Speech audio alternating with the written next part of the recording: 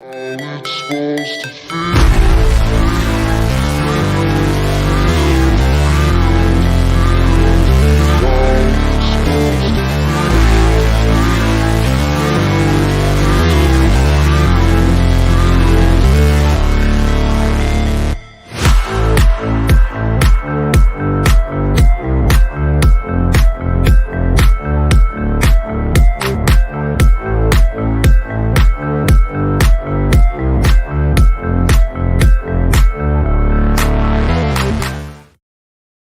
Yo, yo, yo. Welcome to the NS9 Postgame Show. I'm your host, Anthony DiNardo. With me, we got Jim Rosati. Jim, we got a Pirates victory, 1-0. They do defeat the White Sox to take this series, which means they've taken 2 out of 3 series so far. 6 wins on the year, Jim. Yeah, I mean, as a game result goes, definitely a win. Oviedo pitched really well. Unfortunately, not the main story coming out of today. So, unfortunately, yeah, it is not. And we just got even worse news on that situation. Do we want to get into the thing that really matters out of today, or just talk about the game first? Yeah, let's talk about what matters. I mean, yeah, so Derek Shelton just said in his post-game interview that Oneil Cruz has a fractured left ankle. So, yeah, so we got to deal with that. We got to talk about that now. Now, I will say this, obviously he'll be evaluated for more stuff, but a fractured ankle isn't probably the worst thing that could have happened here. But we'll see what the timetable is. But, typically broken ankles are like a 2-month type of rehab. But right. That doesn't necessarily mean that that's going to be the case here, but that's a lot better potentially than if it's an ACL, MCL type deal. Yeah, I mean, good point there. Yeah. Looking at the injury, it didn't. I mean, I'm actually I'm not a doctor or anything, but I'm actually shocked it was broken. I mean, it looked like a very bad roll, the way he got up to. I was really hoping that was it, and thinking, okay, maybe it's probably a 2-week turnaround.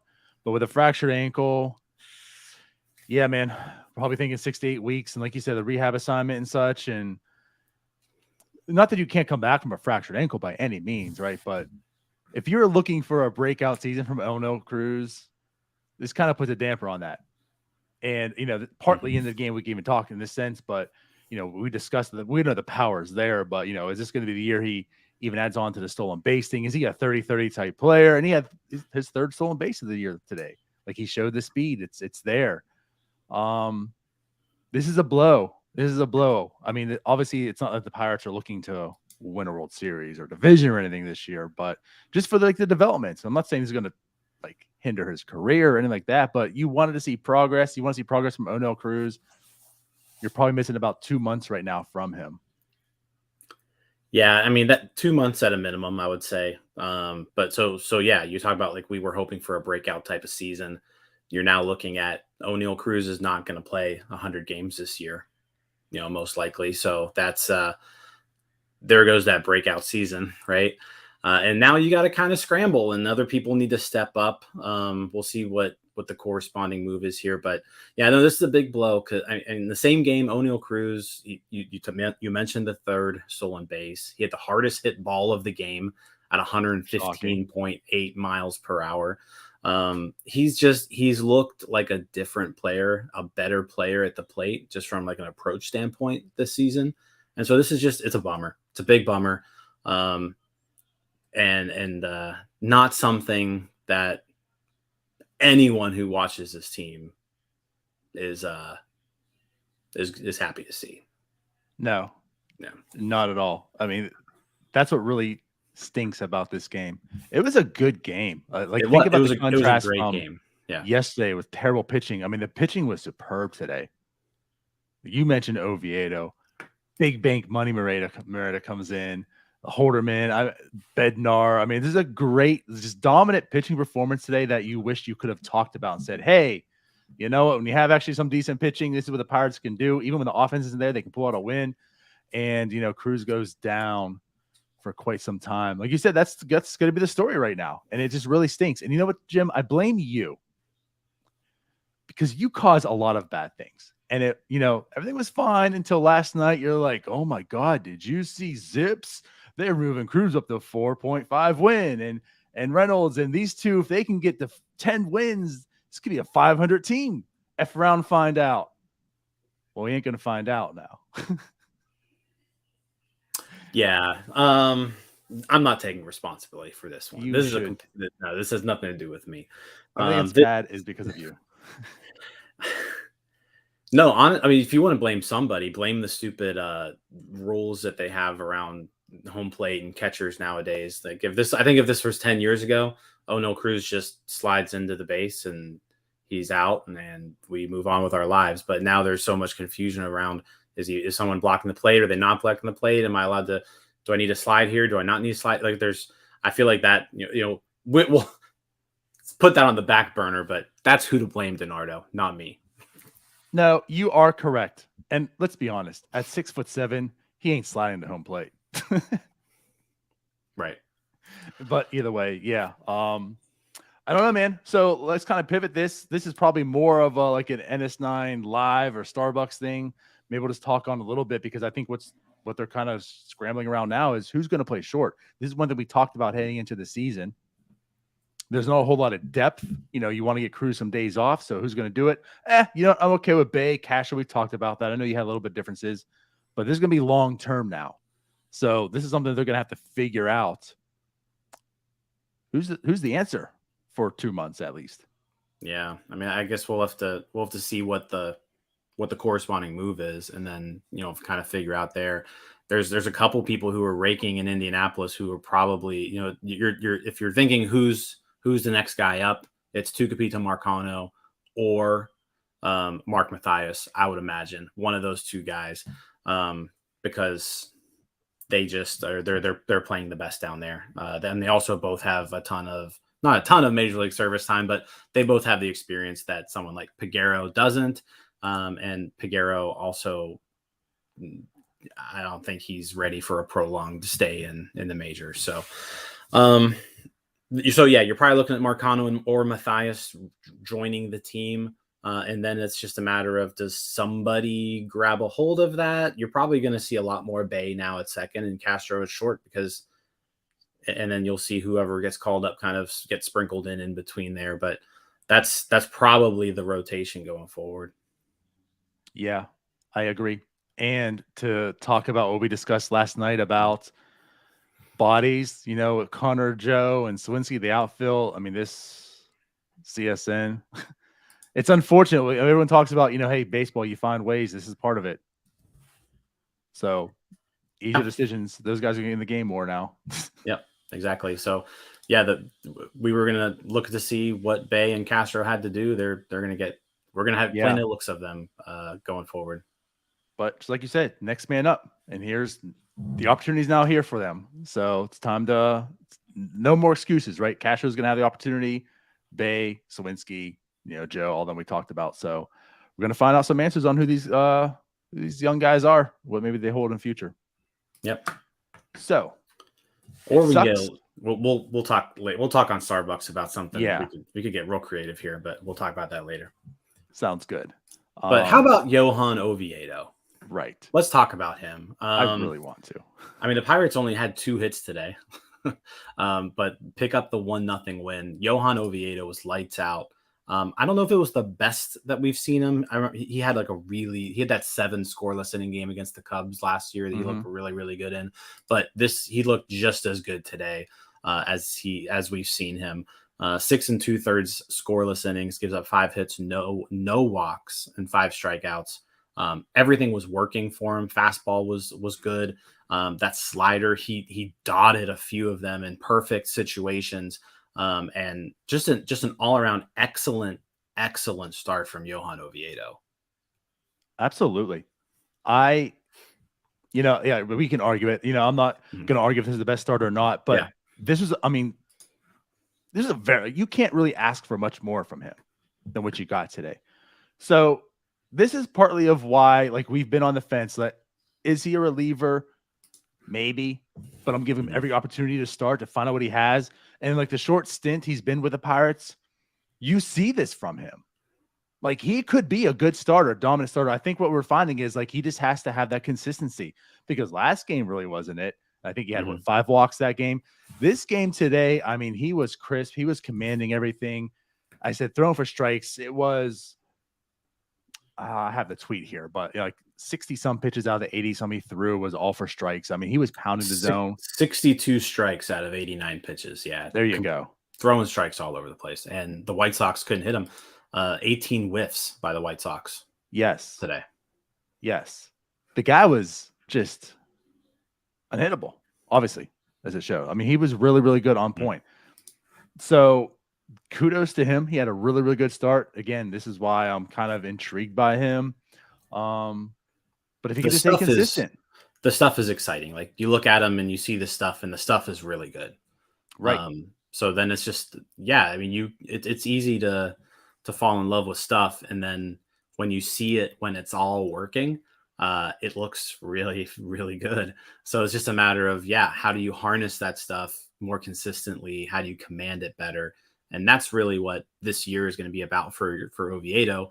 He's going to have that opportunity where he's going to, like, based off of the injuries that we're seeing. And, Oviedo is probably going to be in this rotation for the year, unless he just falters miserably. So he's going to get plenty of opportunities to kind of harness this stuff. And today was a great performance. Yeah. And maybe just as a quick note and update for anyone who's watching, maybe didn't hear, because we did have to talk last night about Vince Velasquez and what may be wrong. Tweaked his ankle. Seems like it's nothing long-term for him. Probably going to make his next start. So I only mention that because we're talking about injuries and the depth. And, we've lost JT Brubaker. Vince Velasquez probably okay. But right. Like, if Oviedo's doing this, even if it's mixed, I mean, honestly, if you're getting a one good start and one mediocre start from Oviedo, like I'll take that. If he's going to be, he can be a number 4 or 5 starter. That's all you really need from him. This is what you'll get. That's fine. But I mean, this again, like today's start shows why Johan Oviedo can be dominant and should be in the rotation to find out what he has. Yeah. So great stuff from him. No, like I said, he looked sharp. And I mean, this White Sox lineup isn't bad. And he played real well again. Yeah. Very, very, very good pitching performance from Oviedo today. To put out there, because we've been talking about it here and there, mainly on Twitter, but Brian Reynolds was like the number 1 hitter in baseball. Number 2, it's been going back and forth, and right now Lou Bob's number 2 hitter in baseball too. So, again, we're talking about this lineup. It's a pretty good lineup. So it's not like he was facing the Reds like the first series. It's a good lineup he faced, right? All right, so.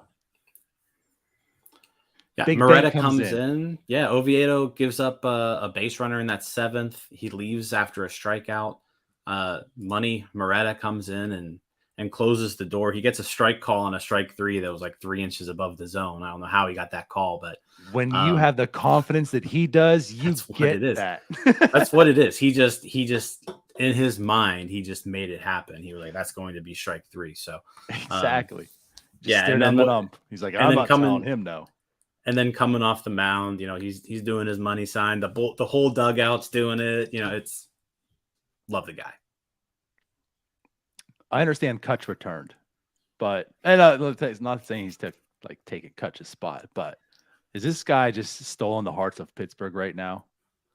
I think there's definitely going to be a lot of people who really like him. The problem is he's a relief pitcher, so we'll see him a lot, but it also gives him more opportunities for to blow up. So we'll see how long this whole thing lasts. This is the thing with the Pirates and kind of the way that they're vibing right now, right? They're playing good baseball. It's easy to be having fun and enjoying the game and talking about how and look confident when you're winning baseball games. So they're not going to win 66% of their games or whatever like that the rest of the year. That's not possible. So what happens whenever they start dropping a few games, playing some tough ball games? We'll see what happens, but excellent series because they bounced back from that poor performance yesterday. But a lot of confidence on Moretta, a lot of confidence by the whole team right now. For sure. So next man up. Halderman comes in. I mean, I want to talk about the pitching because the offense was offense didn't do anything today. There wasn't much to talk about. Let's Ooh. talk about because we gave him a lot of shit yesterday. If we do want to say one thing about the offense as far as a positive, even though like you look at the box score and you probably don't see it, really a lot better game by Jack Swinski, his best game of the year probably. Drew a walk at the end of the game, but he had 2 really hard hit balls. One of them was with Smith and Jigba on third after that triple that he had, and that was the game's only run. So a nice game at the plate for Jack Swinski. I kind of compare it to like Brian Hayes last night, or even like the day before, or more, I guess more like last night. He was getting the ball up in the air, hitting it kind of hard, the warning track power, right? Something you doesn't come up with the box score, but it's nice to see that from Hayes because he went back to like hitting ground balls once his season started. Jack Swinski having a very, very tough go this year. So, right, it was nice to see him barrel up 2, draw the walk. Still a 0, batting average, but that's what you want to see. Those will tend to start going for hits if he keeps that up. So, yeah, I don't know. I'm not saying this is a turnaround, but this is a good game for him. Like, he shouldn't walk away from this hanging his head. Yeah. Maybe he's finding that stroke. Let's hope so. Because now he's going to be another benefactor of playing time too. With Cruz out, it shifts Bay into basically a full-time infielder now. So, Sawinski, Smith and Jigba, Connor Joe, all of them will see more playing time out of this as well. But yeah, let's go to Halderman. Probably moving up in the order too. Just put that out there too. That's true. Yeah. New leadoff hitter coming soon, I guess. Yeah, you mentioned though Colin Halderman coming in, shuts the door in the 8th. He looked good today. He's been looking good his last couple of outings. The stuff looks good. I was excited about him this year, Jim. He through the first week and a half of ball games, he's impressed me a little bit. Yeah. The bullpen has its weaknesses, but you're squinting hard enough. You're seeing some people maybe step up. But we talked about Moretta, and hopefully maybe he does, right? Halderman looking pretty solid. Bednar, of course, we'll talk to as well, but I mean, he's just dominant.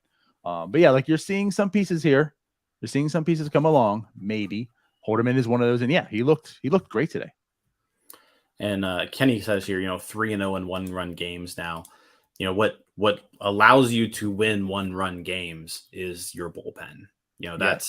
That's the main difference maker when it comes to really close games like that. Is can you shut the door late, against the other team? And the bullpen so far has done a great job holding leads. And like I said, Halderman has been a big part of that. He's kind of been that default 8th inning guy, and he's done well there. Shout out to your sister in the meme. Yes. Yeah, she did. I am going to ask her how much time it took her though. It was good. Yeah. Definitely worth everything of it.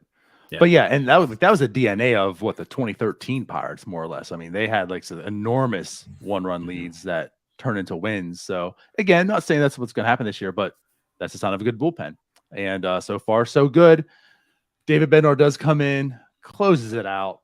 1 inning, 2 strikeouts, had that bloop hit to the left, but he didn't have much of a spring. He played in the World Baseball Classics. He didn't get to really see him like up close and personal with the Pirates.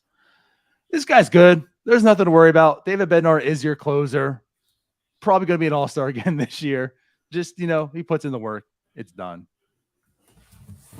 Yeah. Fourth save David, year, actually. Yeah. David Bednar was not blowing that lead today after what happened.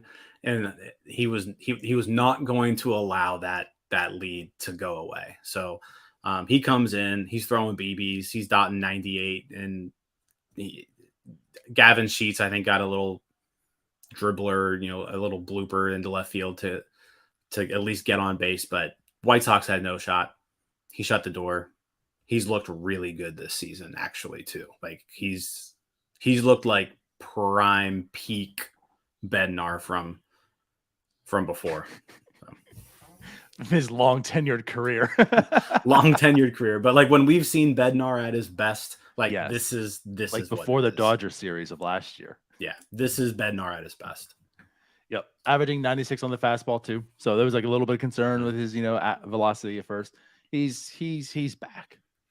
If he ever left, more or less, if he ever left. But he's back. I'm fully confident in David Bednar being a premier reliever, a la closer. All right. So yeah, great pitching performance. Hey, there's no gaps from Shelton to talk about as well. Everything just flowed well. He just did what he needed to do. Didn't have to get cute with anything. But I guess we should transition to the offense a little bit here. Like you mentioned, just 2 hits. Cannon Smith-Njigba's triple led off that created the run that scored and the winning run early on. And then Brian Reynolds continues to hit party. He had a hit as well today. And that was it. So the offense really wasn't there. Yeah, What's I mean your they had some chances, like the inning that Cruz got hurt, right? It was first and third, nobody out. Cruz walked, stole second, Reynolds singled, so you had first and third, nobody out, and they get nothing out of that, right? So that was a bummer. That was a chance to really kind of put a nail in the coffin in this one, because with the way that the White Sox were hitting off of Oviedo, like it seemed like if you could have just gotten like 2 more runs there, then the game would have been over. But no, they get nothing there. But yeah, let's talk about the 1 run they did score. And like I said, that goes back to that Smith-Njigba triple. He jumped on a slider, hit it off the wall. And by the time the ball even came down, like he was hustling around the bases. He was already almost to second base by the time the ball hit the ground. So easy triple for CSN. And then the hard contact from Swinski, that's what ended up driving him in. So they got that 1 run manufactured, and that was enough. Yep. 8 Ks, 4 walks for the team. Castro, you didn't appreciate my joke on Twitter, but Castro with another walk, pitch violation induced once again. Yeah, I wish there was box scores don't have like pitch violations built into them yet. So I kind of want them to add that at some point, because I feel like today, I know the broadcast talked about it like ad nauseum at the beginning of the game, but I feel like there were like 4 or so pitch violations today, which is more than what you would typically expect. And you mentioned box score, but I just feel like this just, I'm not going to say ruins, but it just messes with just stats in general. Like how many walks did someone get because they earned it or they had a pitch violation? Like Castro's a great example of that. There's 2 walks in back-to-back days he had. Hey, it looks like he's pacing the plate and he drew walks, which, I mean, he did have 3 balls on both situations, but I'm not too confident he would have walked on both of those, especially given his last full count he had, and he's just watched the pitch go by in the middle. Regardless, it's just, this is something that you got to deal with now with these pitch violations and people being awarded walks or strikeouts and such. It kind of just, you got to really watch the game. You can't like box score watch, or even like just MLB.com looking at stats watch. That's true. Like there are things that are going to pop up that aren't in box scores now. So my guess is that like over the course of an entire season and a larger sample size, the minimal effect the automatic balls will be in, throughout the course of an entire season will, first off, they'll be spread out among everybody in the league, and they'll be so incremental that, non-incremental that you won't notice it. That would be my guess. My assumption also. But definitely early on in the season when it's just April 9th and in 2 games you've had 2. Right. Castro's OBP is looking pretty nice right now. We also saw the first shift violation that I can remember today as well. Yeah, Elvis Andrus got called for having his feet in the outfield grass during O'Neal Cruz's last at bat. That led to, it was a 2-1 count and it was a strike, but they overturned the strike and made it a ball because Andrus was in the outfield, and then there was a ball 4 to Cruz. So that was another 2 walks today, aided by some sort of violation, and one being a shift violation. Yep. No, that's a good point. I forgot about that actually. And like you said, I don't recall. Of course, we could be wrong, just didn't see it. But like during spring or the game, I don't recall any shift violation. Yeah, no, I can't remember a At shift early. violation. Yeah. Yeah. I mean, because you think that would be one where, like, it's not a timing thing. It's just you got to be standing on the dirt. Right. You would think that would be an easy one to know. But yeah, I mean, he was clearly in the outfield, too. Like, his foot was in the outfield. Just a mental mishap, apparently. Yeah. But it was beneficial for the Pirates. Yeah. All right. Again, not a whole lot. You know, Hayes 0 for 3, but he did draw a walk. Cruz 0 for 2, drew the walk. And as mentioned, Sawinski had the other walk with his hard hits that were outs. But that was it. Offense really wasn't there, but it is what it is. Hey, at any rate, though, again, just like we talked about last night, you're going to have an offense that does this, right? How you find wins is having the pitching that does it, what they did today. But again, the offense has been very pleasant so far. You know, it has not been an issue. It hasn't been any reasons why there's been like 3 losses. Like the offense has been there. Today they struggled. It is what it is, but the pitching was there to help them out to go ahead and secure that win. So it was just good to see. No, it was good win, good series win. They're 6-3, you know, after these first 9 games. And if you would have told me that after that Red series, I would have said you'd be crazy. Right. So now, nice turnaround from that opening series. Yeah. And, you know, April is a tough month for them.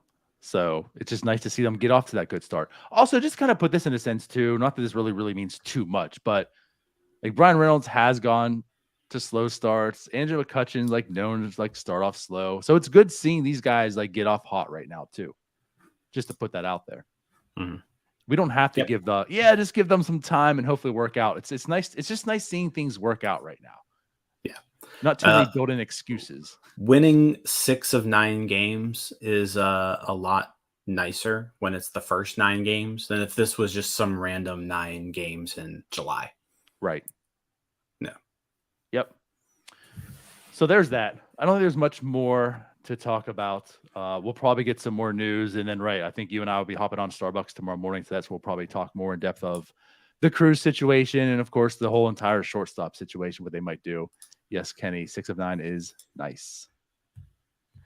So with that said, I guess tune in tomorrow morning. We'll talk about that and probably some more. Yeah, definitely. We'll have a lot to talk about tomorrow morning. So cool. Well, let's get out of here then. Appreciate you guys for watching. We'll see you guys tomorrow. Bye-bye. See you guys. Hey, you all. Thank you for watching. I know we try to provide the most entertaining content that we can, and we'd love to spread it to as many people as possible. So I know it doesn't seem like a lot, but if you could take the 5 seconds to like this video and subscribe to the page, it helps out so much more than you know. Thank you, and let's go Bucks.